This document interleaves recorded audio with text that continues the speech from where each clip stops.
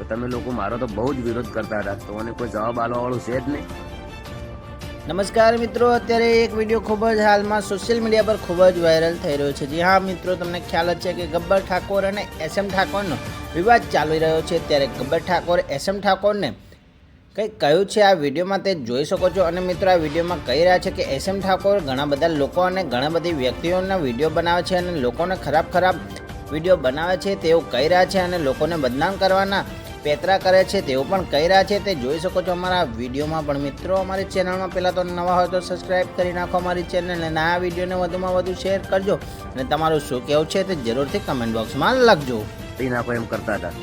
તો એ એસએમ 12 મહિનાથી વિડીયો બનાવે છે, દરેક વિડીયોમાં ગાળો બોલે છે.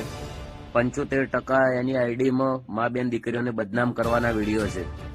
તો તમે લોકો મારો તો બહુ જ વિરોધ કરતા હતા, તો મને કોઈ જવાબ આપવા વાળું છે જ નહીં. એટલે હું તમને કોતે ના, પણ આજે છેડે પાછળ ઠાકોર લખાવે છે, એટલે મારે આ તમને કહેવું પડે છે. જય માતાજી. એ એસએમ ને લોકોને બદનામ કરવાનો જ ધંધો છે.